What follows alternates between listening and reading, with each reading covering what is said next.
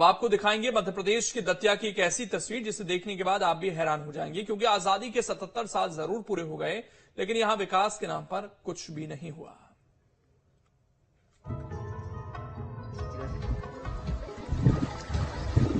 पानी में जरा इन तस्वीरों को देखिए, जिन्हें देखकर कोई भी परेशान हो सकता है, हैरान हो सकता है, क्योंकि आज 21वीं सदी में ऐसी तस्वीर देखने की कल्पना शायद ही किसी ने की हो। देश को आजाद हुए 77 साल हो गए हैं, लेकिन दतिया का नरेटा गांव आज भी विकास की बाट जो रहा है।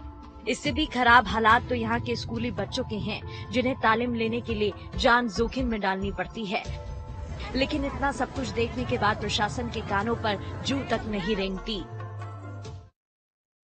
यही वह विद्यालय है जहां के तकरीबन 1 सैकड़ा बच्चों की जान आफत में है और वह नदी पार कर कर इस विद्यालय में पढ़ने आते हैं।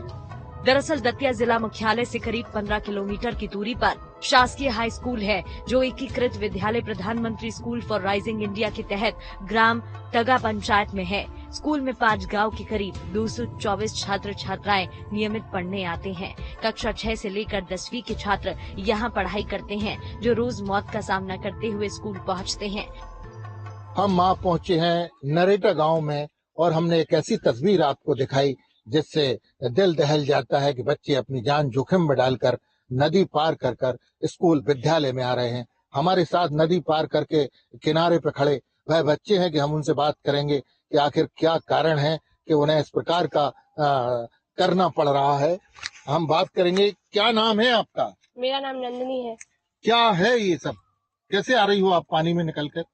हम रोज इसी प्रकार पानी में निकलकर आते हैं। नदी में हमेशा ही ज्यादातर पानी भरा रहता है, तो हम अपने साथ डबल कपड़े लेकर आते हैं और बैग को सिर पर रखकर निकलते हैं। हम कपड़े दूसरी बार तो बदल लेते हैं, लेकिन हमारी कपड़े और किताबें गीली हो जाती हैं, जिससे हमें बहुत बुरा लगता है और हमारी पढ़ाई भी बिछड़ जाती है। सर्दियों के दिनों में तो नदी का पानी इतना ठंडा होता है कि हम बीमार भी पड़ जाते हैं, इसलिए हमें घर वालों की डांट भी सुननी पड़ती है। हमारे कभी कभी स्कूल से लौटते समय नदी में ज्यादा पानी भर जाता है, तो हमारे माता पिता हमें निकालने के लिए भी आते हैं। हमें कई मुसीबतों का सामना करके इस नदी को पार करके जाना पड़ता है। अगर बरसात के दिनों में तो नदी में इतना पानी भर जाता है कि हम महीनों तक स्कूल नहीं आ पाते, जिससे हमारी पढ़ाई का नुकसान होता है। स्कूल तक पहुंचने का सिर्फ एक ही रास्ता है, वो है नदी को पार करना। आलम यह है कि छात्राओं को भी नदी में घुसकर स्कूल तक पहुंचना होता है, इसलिए कई छात्राएं स्कूल बैग में ड्रेस रखकर घरेलू कपड़ों में ही नदी पार करती हैं। इतना ही नहीं, सर्दियों में तो नदी पार करना इन बच्चों के लिए बेहद कठिन हो जाता है, क्योंकि सर्दी के मौसम में नदी के पानी में भीग जाने से कई मर्तबा बच्चे बीमार पड़ सकते हैं। कभी कभी पानी के तेज बहाव में कुछ छात्राएं बहकर चोटिल भी हो चुकी हैं। बहुत गहरी हो जाती है और नदी में बहुत सब पानी ज्यादा चढ़ाती है नदी, तो हम डूब भी जाते हैं कई बार तो। और कई बार तो छोटी छोटी बच्चियां भी बहने से बच गईं। और जब बरसात के दिनों में नदी का पानी बहुत बढ़ जाता है और बहाव भी बहुत तेज हो जाता है, जिससे बहने का खतरा रहता है। और जब हम निकलते हैं तो हमारे बैग और किताबें भी भीग जाती हैं और कपड़े भी भीग जाते हैं, पर हम क्या करें, पढ़ना है तो आगे बढ़ना भी है। गांव से विद्यालय आने का कोई दूसरा रास्ता नहीं है। विद्यार्थियों के अभिभावकों में भी नदी पर पुल न होने से काफी नाराजगी है। उनका कहना है कि यहाँ कोई सुनने वाला नहीं है। जनप्रतिनिधि से लेकर शासन और प्रशासन के तमाम अधिकारियों से ग्रामीणों ने नदी पर एक छोटा पुल या रपटा बनाने की मांग की, लेकिन समस्या का हल नहीं निकला। वहीं स्कूल के प्रिंसिपल लक्ष्मण कुमार पेंकरा भी बच्चों के लिए काफी परेशान हैं। वो अपने पैसे देकर स्कूल के बच्चों को नदी पार कराने के लिए नदी में नाव डालने की बात करते हैं। उन्होंने तमाम कागजी कार्रवाई कर रखी है, लेकिन उनकी भी कोई सुनने वाला नहीं है।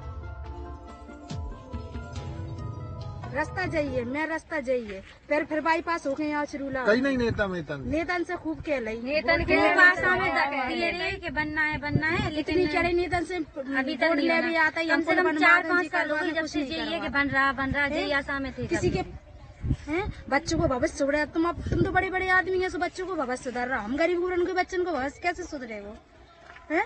इसलिए हम आपसे उन लोगों से निवेदन है कि पुल बनने चाहिए। यहाँ नदी में हमेशा पानी रहता है। अंगूरी बैराज से भी नदी में पानी छोड़ा जाता है। पूर्व विधायक ने संबंध में अवगत कराते हुए लिखित पत्र दिया था, लेकिन समस्या का हल नहीं निकला। आवेदन आया था कि वहाँ पर जो नहर का पानी छोटा उसका पानी आ जाता है, तो मैंने अभी इंजीनियर को भेजा है। वो जाके रफ्ता बनना है एक्चुअली वहाँ पर, तो उसको सर्वे करा के शीघ्र उसकी कार्य करा लेंगे ताकि पानी आसानी से निकला जा सके। पानी में आजादी के 77 साल बाद भी नरेटा गांव के ये हालात कई सवालों को जन्म देता है। जहां एक तरफ सरकार सुदूर ग्रामीण अंचलों में शिक्षा को बढ़ावा देने के लिए जोर दे रही है, तो वहीं दतिया के ग्राम तगा नरेटा की ये तस्वीर शासन और प्रशासन के विकास के तमाम दावों की हकीकत बयां कर रही है।